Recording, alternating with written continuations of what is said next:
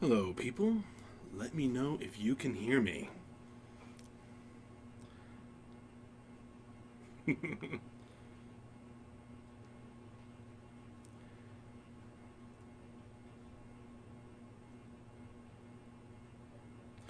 Yay.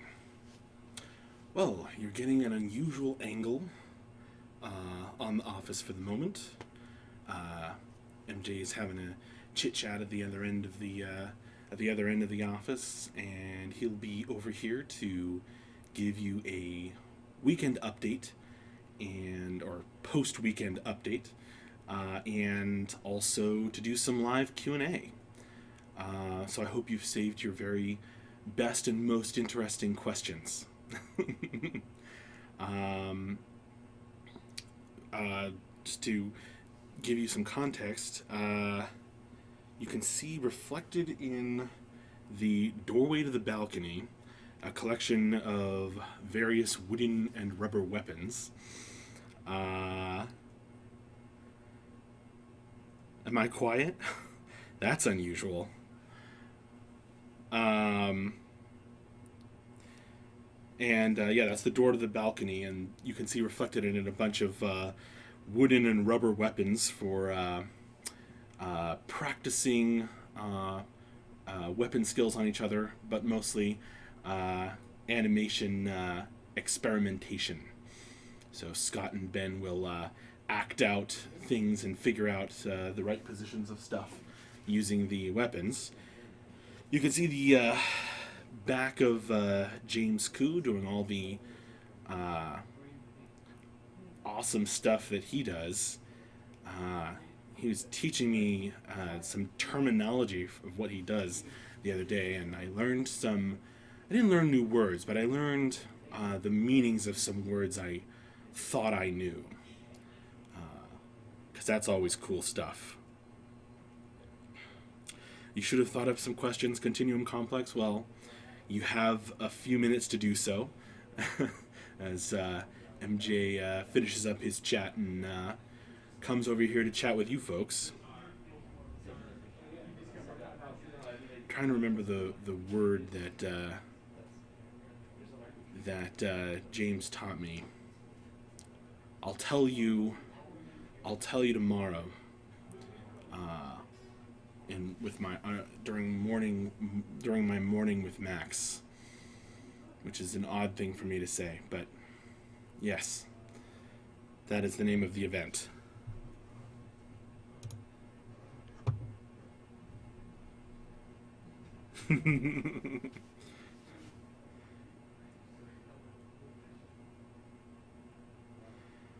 Yep, that cool stuff that moves around on the new patcher is James Koo's doing.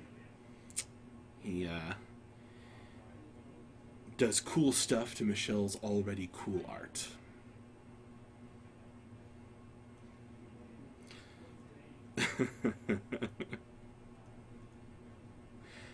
I'm just chatting with you folks for a few minutes while MJ's finishing up chit chat on the at the other end of the office. He'll be over to give you a weekend or post weekend update and answer your questions, which I hope you have. Morning with Max is better than mooning with Max, unless you're going to the moon, in which case I am an excellent companion. Tell us about what you did today. Wow. Lots of different stuff. Um, some of it was having fun hosting the stream with you guys. Some of it was uh, some lore work, thinking about upcoming publication of pieces, and some of it was um, kind of newsletter work, so that we can keep you all informed.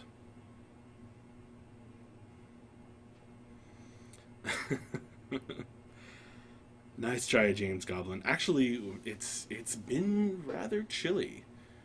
Uh,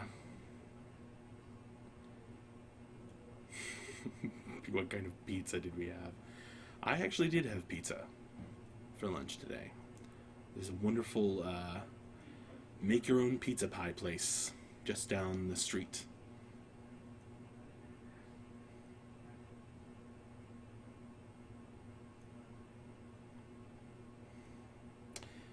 I wouldn't call myself cheeky exactly. The man with no screen name. I don't know if we're gonna have time for a full April Fool's issue Guinness, but I don't know. Maybe we'll have some time for a little fun.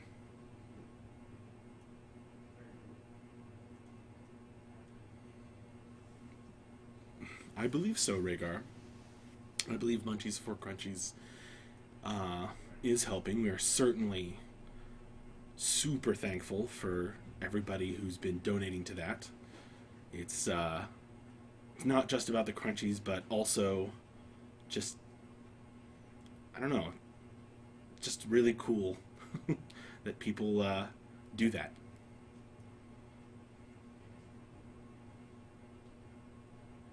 That's right, R. Kelly Hib Merlin. Friends of Pizza. Oh, Piranha 7, you know that I don't have a single favorite class idea so far that MJ and Ben have come up with. There's a lot of cool ones. I'd say I might have a favorite in each realm. Oh, here comes MJ. All right. Let's turn the camera. See how the focus is doing. I think you're a little bit off. No? Oh, yeah.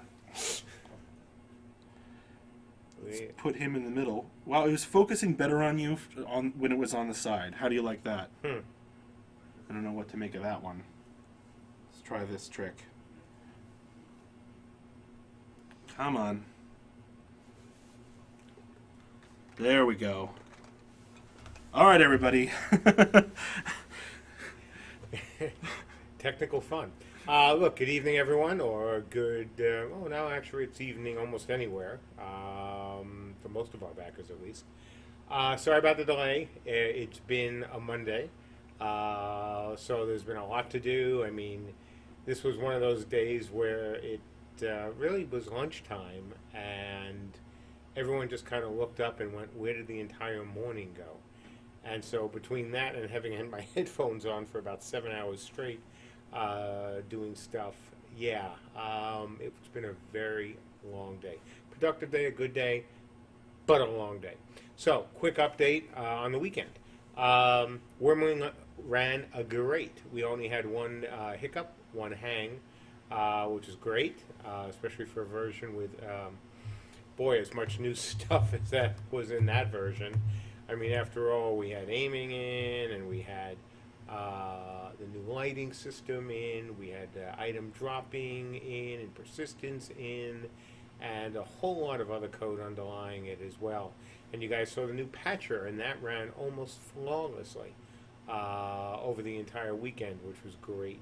And we've had very little feedback from you guys in terms of unable to use the patcher, which is also great. Certainly one or two.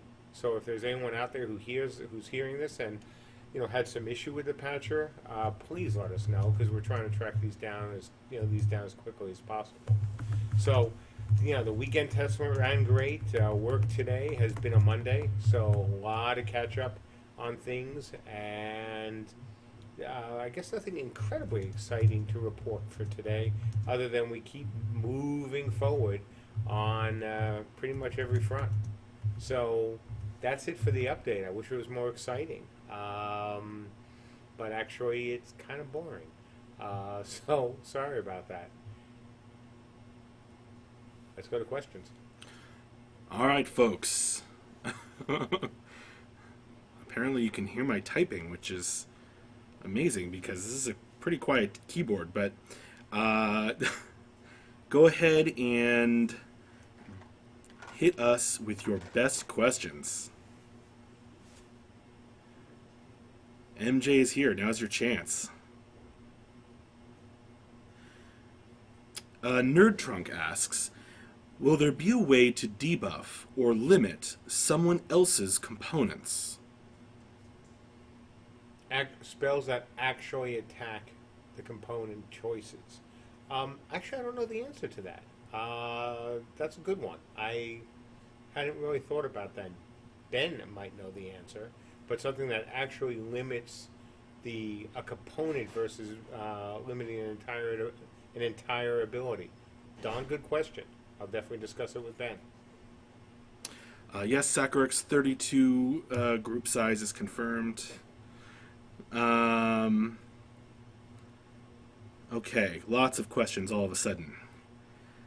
Continuum Complex asks what we finished on the weekend. We just went over that. That was the post-weekend update. Oh, and obviously, Necro Stream. Forgot to talk about that again. That was awesome. I jumped in at the end. He really did an amazing job. Want to just call him out again. And yeah, I hope you folks managed to see some of his awesome cube work over that Friday and Saturday. Nerd Trunk asks, can you go over the death penalty system? When I die, will there be a timer that I have to wait out to respawn? Or will I have to wait until I get a res? Will there be corpse dragging? Could be awesome, wink wink.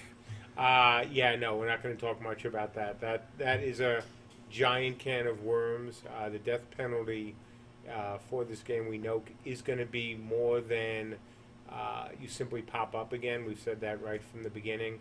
You know, we're not going to be playing a giant game of whack-a-mole because that would be really dull. But will there be reses? How will they work? You know, will there be corpse runs? What we have confirmed, and again, this is all stuff we've said since the beginning, is that we expect players to be smarter than maybe they are in some games where there is no death penalty. This doesn't mean cowardly, because that would be really boring. But you're all going to go into this knowing that there will be a death penalty. And you will not be, in most cases, able to run around as much as you want and die and get rezzed by members of your group or your guild. Your group or your Zerg, simply because an unlimited res in the hands of a Zerg simply means that the Zerg almost never gets knocked down.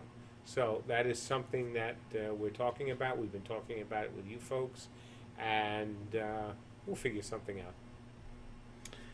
out. DeWolfie asks, is there going to be a limit on how many siege weapons you can put down near the keeps, so it's not going to be like Guild Wars 2 where you have 4 catapults just next to the wall and 3 ramps in front of the gate? We hope there won't be a limit in terms of what we put a cap on, so that you could only have X number of devices in an area.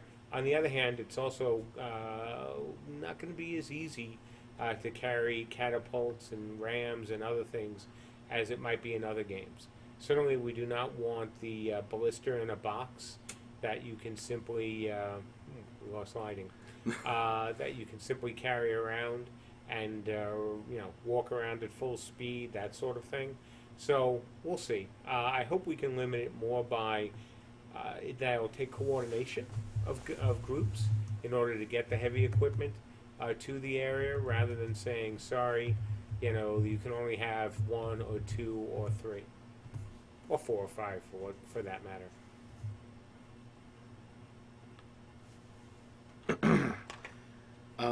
Sacrix asks, in a combat situation, how do you stop crafters being the whipping boy and the feeling of segregation?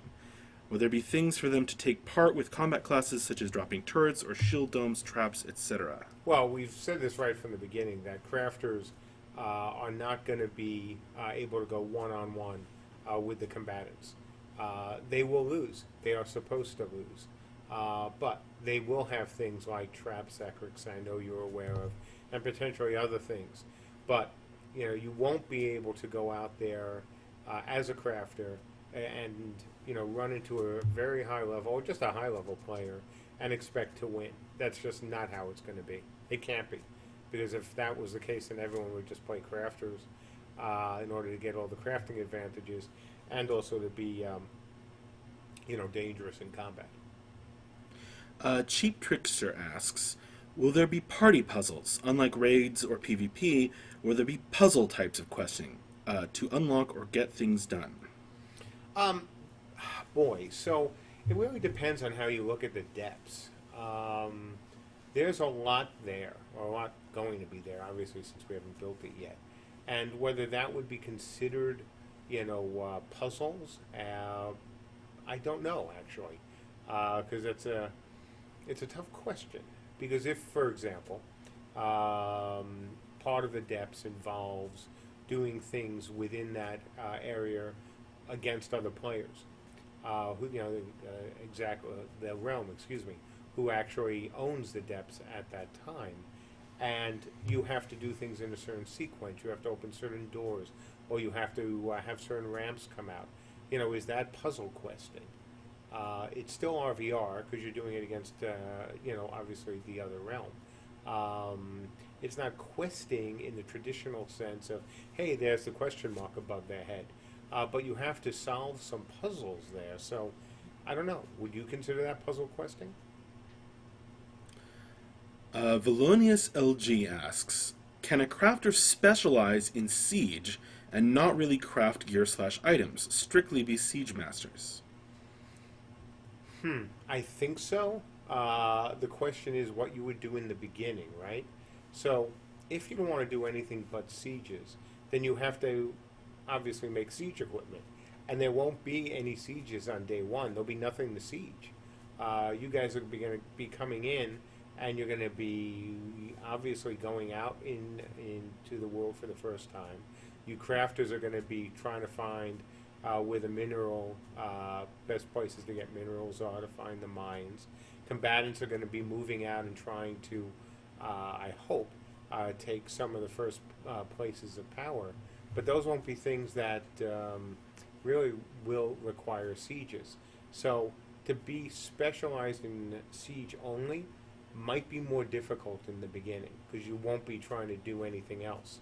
On the other hand, given the way our progression system works, even if you spend some time in the beginning doing, the usual crafter stuff while you're working up to be a siege specialist, it won't hurt your ability to max out your skills at siege at all. That won't be an issue. Piranha 7 has a lot of questions about the depths. Will the depths always have an owner and be open to a certain realm, or will it appear and need an owner to claim it? Depths be in for launch or shortly after? So in terms of whether it will always have an owner, no, it can't always have an owner. Certainly when the game starts, it can't have an owner. That would be a little unfair. So yeah, at times it will have an owner, at times it won't have an owner. Keep in mind what we said about the depths, that it's a living organism. So at times it's going to just shut itself down, and you won't be able to have access to it. So, yeah. Nerd Trunk asks, how many types of crafting specialties are you aiming to get in at launch? That's a really good question. I honestly don't know. We're going to try, as we've said from the beginning, to have all the mains, in terms of working on weapons, working on armor, doing things for people's homes, trap making. How far we'll go beyond that into, potion making, in terms of, making rocks for the stone healers, potentially other things we could do in crafting. That's a to be determined. The real key is getting everything for the combatants and for the builders, and then everything else secondary will depend on time. Many questions. Let me find one to ask next.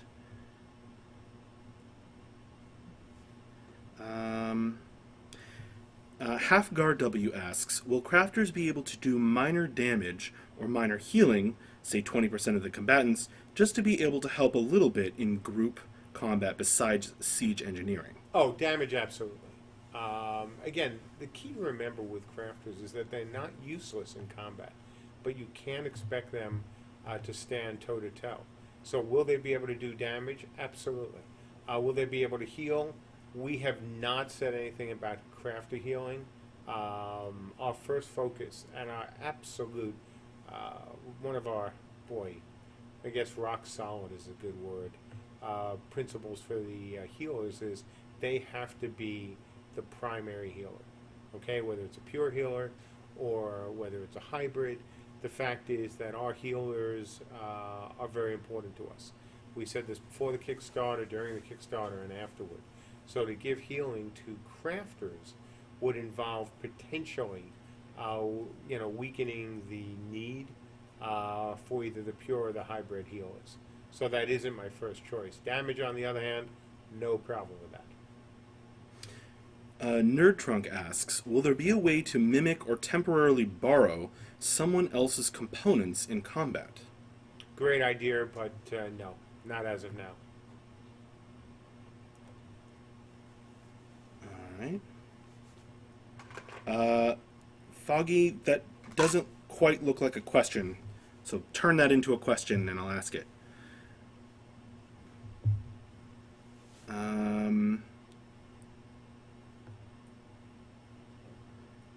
Okay. Graceful Healer asks, will there be a guild system and or some form of guild chat for beta? Are there plans to test it in beta 1? Certainly in beta 1, whether everything we want for the guilds or even anything we want for the guilds on launch of beta 1 is a good question right now. Guilds will be going in after groups.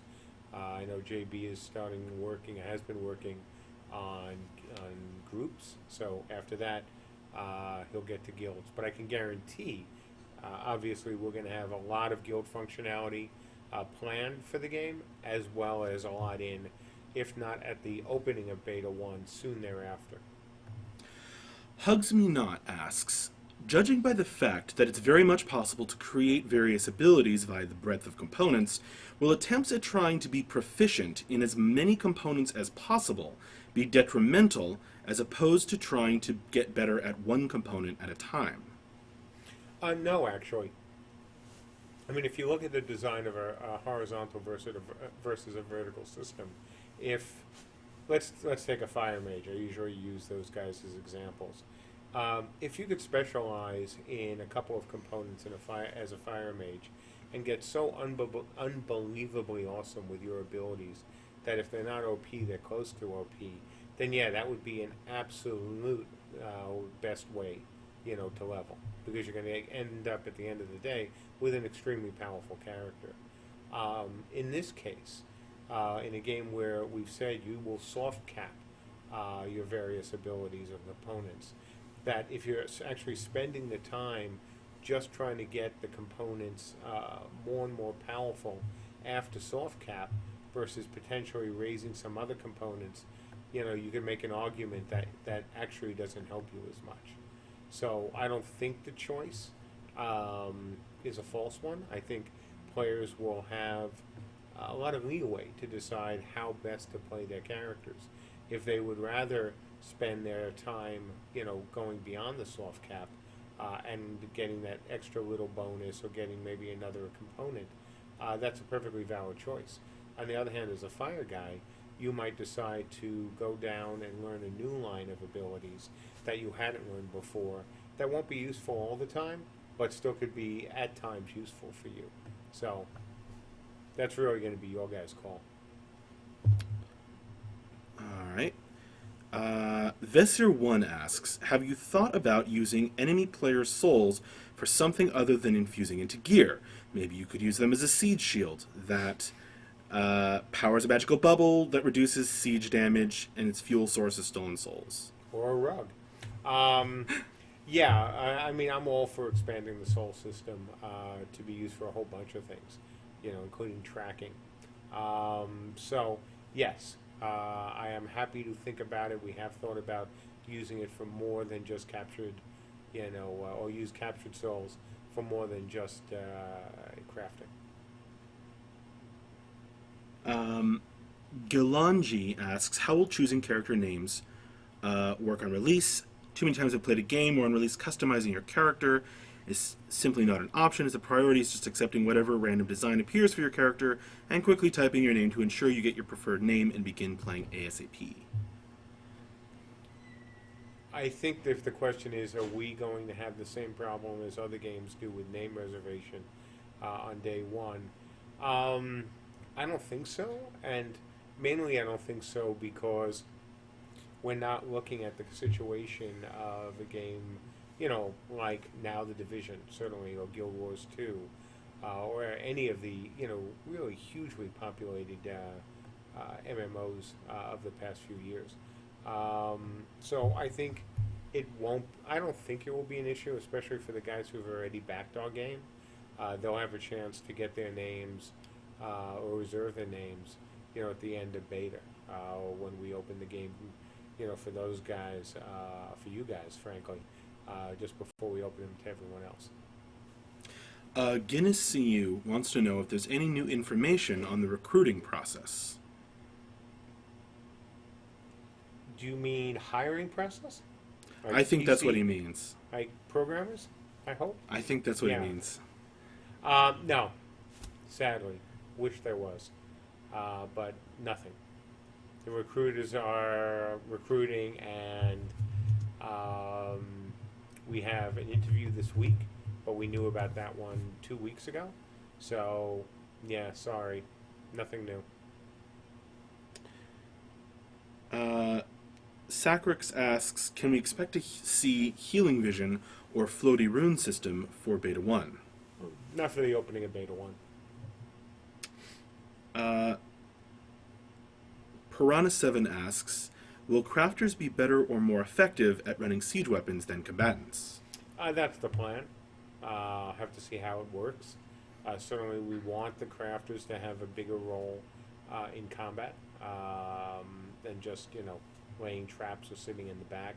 So having them be more skilled, more adept at using the siege equipment that they make would seem to be a win.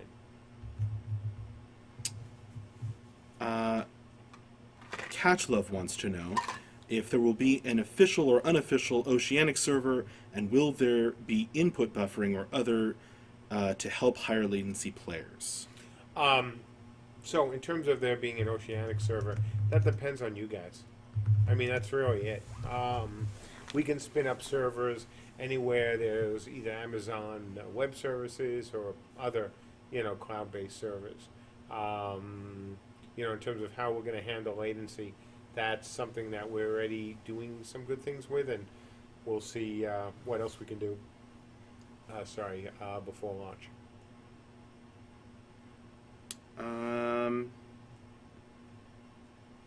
Nerd Trunk wants to know if you could talk about the Wisp a little bit more.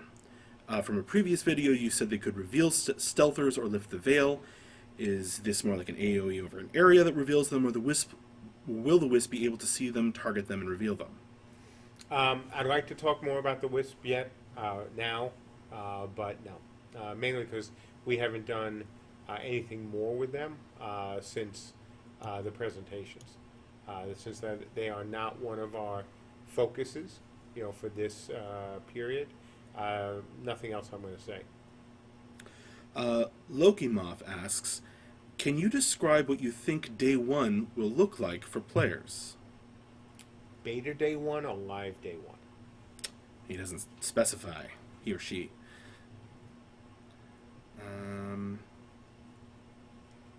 In the meantime, Cheap Trickster wants to know if there will be fishing, hunting, and poaching. Maybe. So would I like a fishing system in this game? Yeah, absolutely. They're fun. They don't take a lot, frankly, of resources. And I've got an slightly interesting concept, for a fishing game. But we'll see. In terms of hunting, yes, obviously there has to be a way to get some resources from NPCs. So hunting animals is one way to do that. In terms of poaching, that would imply ownership of of fauna, and that is not going to happen within your own realm. You won't be able to certainly poach other players' stuff. That would be bad, at least players of your realm. And if you're going out and trying to poach other realms' animals and stuff, well, that's not poaching. That's just looting. Foggy asks an on-point question of, with the advent of Into the Depths board game, when should we expect to see some more concrete details about the in-game depths? Oh, so keep in mind with the board game, guys, we've been doing this for fun. We've been doing this as something to, keep in mind for much later in the year. This is not something we're planning on commercializing, tomorrow or even, next month or next month after that. This is something that, we want to see where it can go, and we hope it's going to be a lot of fun. In terms of more details for the depths, let's get through, some of Beta 1. The depths is going to be, I hope, is going to be as awesome as the vision I have for it. But it is not something we're going to, even start to focus on yet, because we have to get so many other things right. And I hate to repeat myself, but it's always, a question of building the Dawn foundation first. And the depths is not a foundation. The foundation is what we're doing with classes, what we're doing with crafting. All of that is foundational. The depths is that big, giant cherry on top that, of course, can open its mouth and eat you. Loki Math says, sorry, the question was for live day one. Okay. I asked that to know how much we will have to run to encounter other realms, since the border of the realms will be quite small. Yeah, absolutely. Day one is going to be interesting, right? Decided one of the things that's going to make it fun and also a little challenging. And that's something that I've got to think about, we have to think about, for our players. Because you're coming into a world that you have to rebuild. You're not coming into a fully built, playground. Everything there, other than the main cities, is all in ruins. And so, day one, week one is going to be really interesting. And, what we don't want it to be, though, is really boring. And that's always the problem with it, like an apocalyptic world, post-apocalyptic world, right? Well, everything's been destroyed. So any kind of travel systems, and, as you mentioned, or anything that, might make things a little easier when you go out into the hinterlands, those don't exist. So that's going to be something that we are going to spend a lot of time thinking about, because we really can't have day one or day 7, be so dull, because you can't get anywhere, go anywhere, or do anything. So how that's all going to shake out, I've got some ideas, but we'll have to see what happens. Gilanji asks, for backers that backed after the Founders Exchange, can we hope to reserve names as well? Yes. There'll be things from the Founders Exchange that aren't, just for founders. And I don't mean, the cosmetics or other things, but things like name reservation after the founders. There's no reason why backers who are getting in earlier, because you back the game, won't be able to get that. That was never promised, as something that it was only for founders. So that's the sort of thing that, yes, we're going to absolutely open up to all of our backers. And frankly, for those who are not, or who can be very patient with naming, you'll be able to get in and, name your characters before launch anyway. So I really don't see it as being a big deal. Continuum Complex asks, how do you plan for players to find or uncover fragments of the game world's history? by uncovering fragments of the game's world's history. I mean, I'm sorry that probably sounded a lot snarkier, even though I didn't intend it to be. Yeah, you're going to uncover it by doings, right? You're going to be uncovering it by going into the depths. You're going to be uncovering it by going into areas that are in ruins and, finding signs. Camelot 10 miles that direction. Well, not that obvious, but that sort of thing. I mean, it is a matter of discovery. It is a matter of going out into the world and finding things.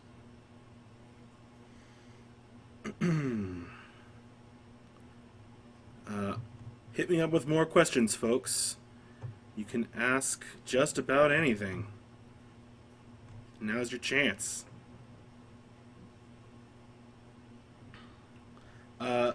Ciscaro Real asks, if you have a family who purchases the game at a later time after release, will it be too late for them to catch up, or will they still have a fighting chance at being on par? Oh God, yeah, no worries. I mean, and that's the entire one of the absolute keys to using the horizontal system versus the vertical one, especially a vertical one that's uncapped, right?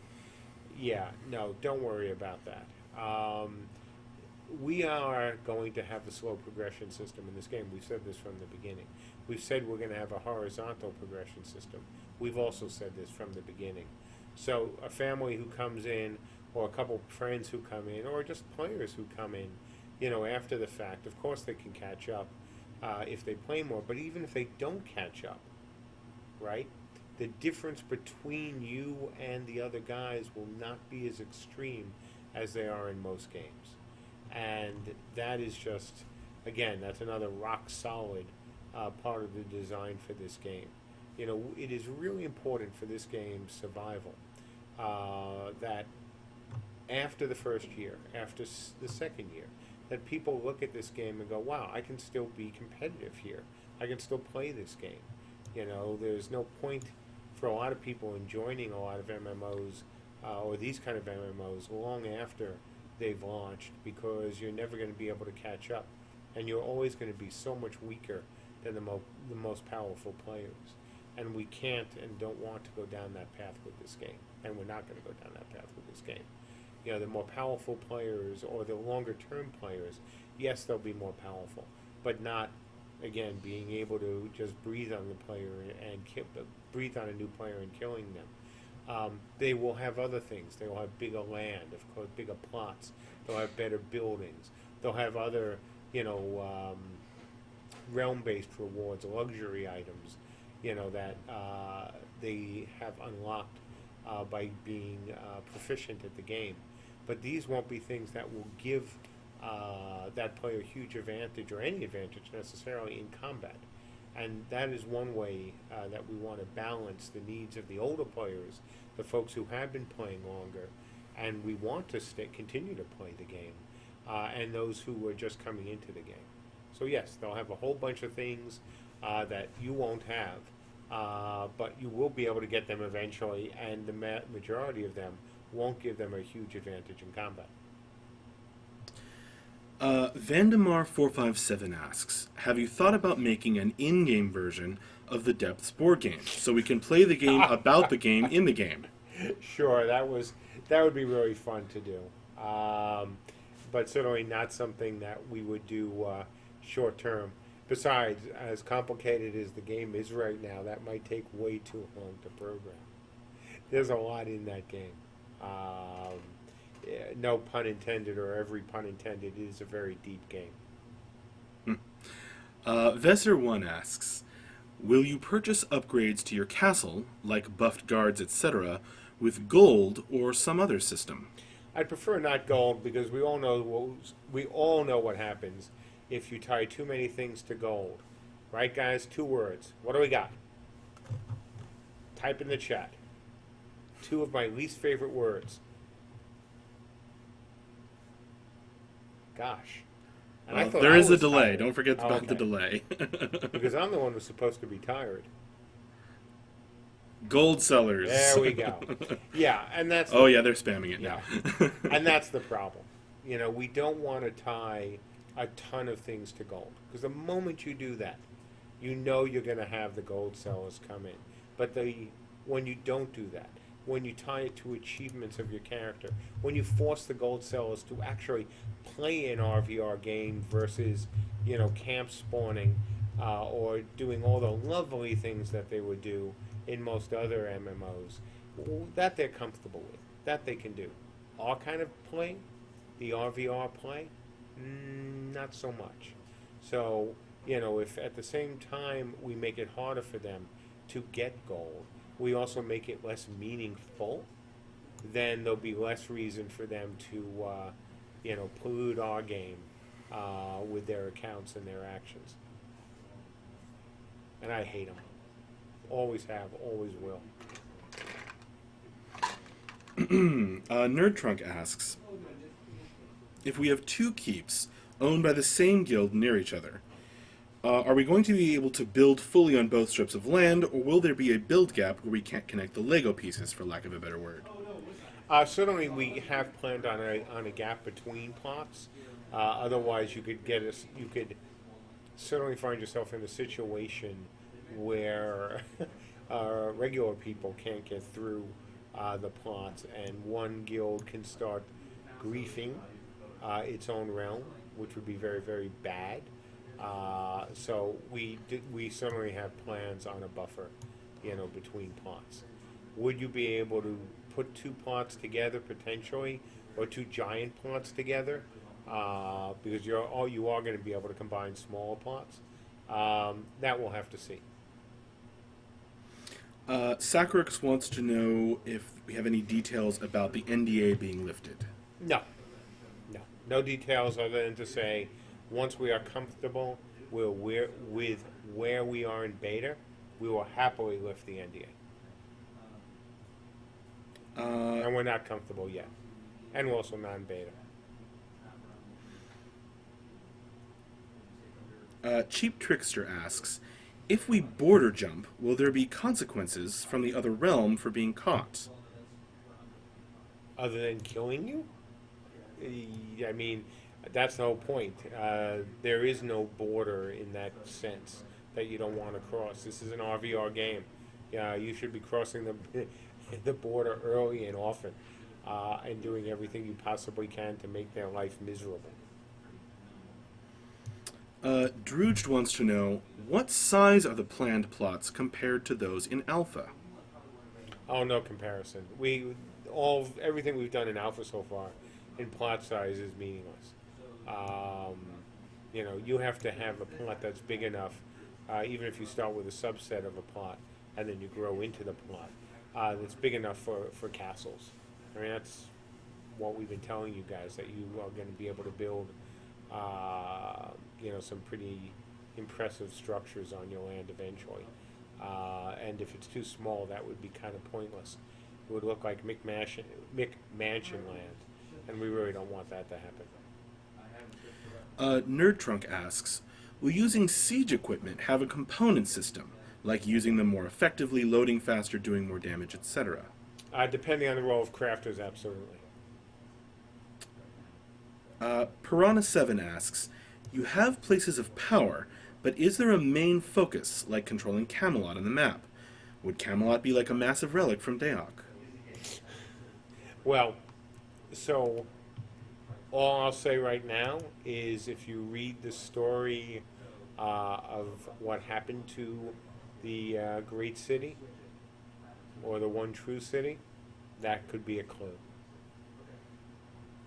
Look for Tales of the One True City in the lore section on our website.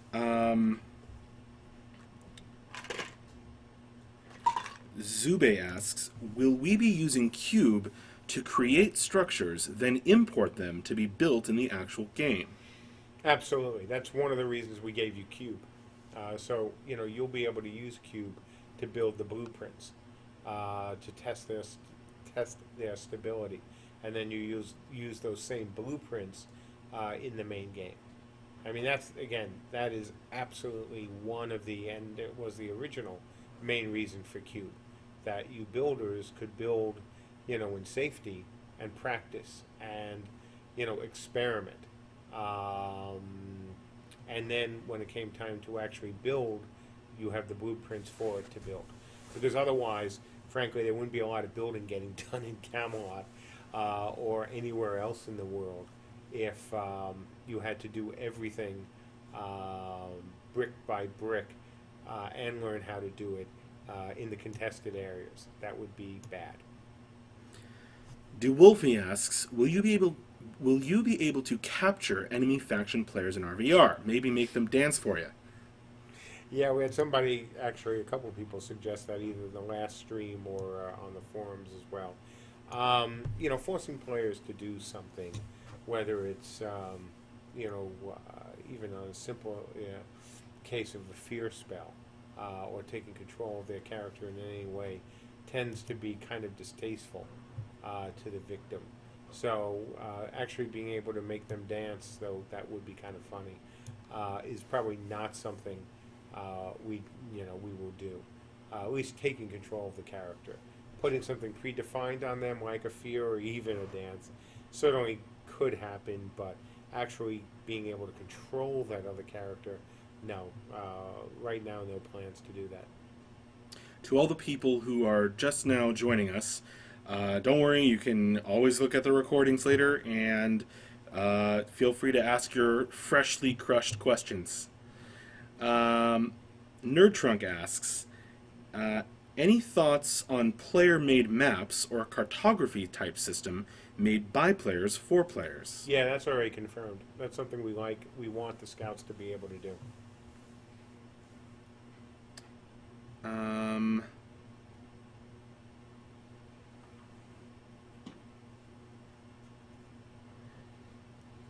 Cheap Trickster, I don't quite understand your question. Try and clarify that.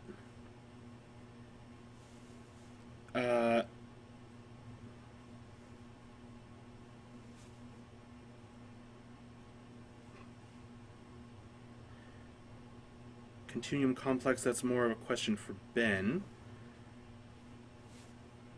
Okay, Rhaegar asks, why are we so concerned about stealth groups when this kind of stealth system is going to be very different from anything we've seen? Is there no doubt in your mind that it will generate the hate you've seen in your other games if we allow it?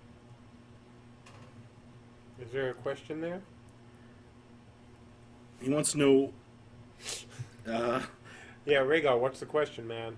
Do I think that stealth will generate hate? Yeah, no matter how we do it. That's going to be something that stealthers, a lot of stealthers will enjoy. So I'm not sure what the question is.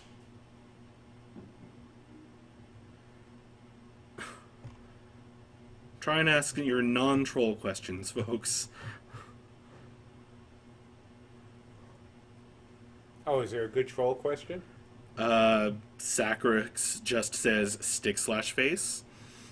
Oh, that's not good. Come on, man. You can do better than that. He also asks, do you still dislike combat bonuses like +5 damage for underdog, helping them win over just giving them resources to help? It's not that I like that. I don't like that. I think that those sorts of very obvious ways and very heavy-handed ways shouldn't be our first choice. Now, could a realm's population get to the point where we think that's necessary and would do it? Yeah, in a heartbeat. I mean, if I thought, or we thought, that a realm had reached the point that it really was just so much of a disadvantage that was the only way, or the only sane way, to make that realm a little bit more, or playing in that realm a little more fun, yeah, I would do it in a heartbeat. But I don't hate it. It's just I would rather find other more creative ways to make losing fun than just say, hey, you have a big advantage. And +5, I know some people, would complain about, but that not as many would also find it all that useful. Loki Moth, we really just answered that question earlier with maps, if you want to watch the recording. But I'll answer it again. Maps confirmed, made by players. We're all good. There you go. Silent asks, understanding that crafting will be very basic come Beta 1, will money be in then? Hmm. Sorry, no.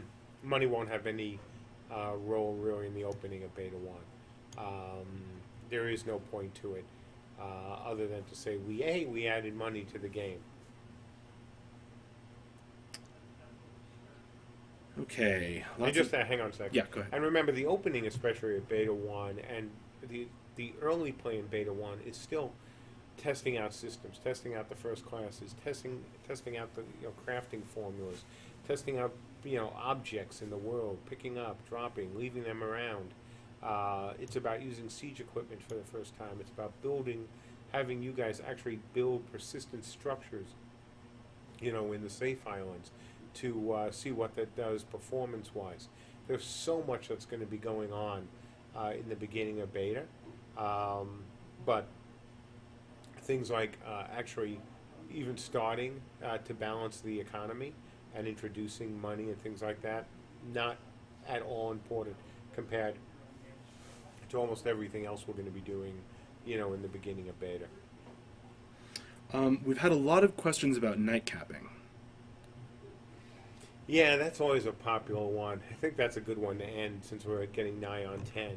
All right. So night capping. So I talked about this in the last one, and frankly, I'll probably be talking about night capping in almost every, Q&A, because different people come in with questions about this. I talked about it as well, I think, over the weekend, if I remember correctly. So night capping. We know that there's going to be a lot of people, probably some who are in the stream right now, who think that night capping is a good idea. And I would have done the same thing if I was in the position of playing the game as a player. On the other hand, we also are asking new players to build these structures, to put time into them, to create, your castles, or to create your keeps, to create these things, that have a value and a time value. And if we do that, we can't also say that players can come in and simply knock them down in moments, or knock them down in a short period of time when you're not around to defend it, or no one's around to defend it. So there's going to be ways to protect your property, and that's not just as simple as putting guards out there, because we all know guards in most games tend to either be really, really stupid and weak, or really OP, and they just really become the equivalent of raid bosses. It's hard to get that right. Hey, they're tough, but they're defeatable. So you will have ways to protect your home. You will be able to buy better stones. You'll be able to buy enchantments for them. You'll be able to buy magic for it, to protect it. We talked about shielding from God. Also, I think we even used that as an example during the Kickstarter, the whole concept of a shield that was raised by mages and then knocked down by whether it's by other mages, by projectiles, by anything you can throw at it, including rocks or a Lucapan. So you're going to be able to protect your home, or you're going to be able to protect your house, or your guild hall, or your castle. On the other hand, we also have to allow players who do organize properly, who do get together large groups, to knock those, if not knock them down, to at least raid them, to at least loot from them, because that also needs to be part of the game. That is also some of the risk in the game. So, it's a real balancing act, and it's a tough one, because we want to make this game, and it will be, obviously, an open world game. And, an open world game kind of needs an open world to go with it. And if everything is closed within that world, if everything is subject to always to timers, or to, it can only happen between, 2 hours in a given day, that's going to make the game a lot less open and a lot less fun. So for us, it's finding the right balance. And as always, for me, it's not looking for the one easy win, because they're rarely easy and they're rarely a win. but instead to do a lot of things. And that would be, again, how you protect your home, what sort of other options you might have for when you're not there, and what options we might have. If a server has a certain population and we see the rhythm of the population, we could actually say, all right, during certain hours, the effectiveness of these shields, will increase. And this is something we'll talk about during beta, because we certainly don't want, a server where it's only good for an hour a day, right? That would be bad.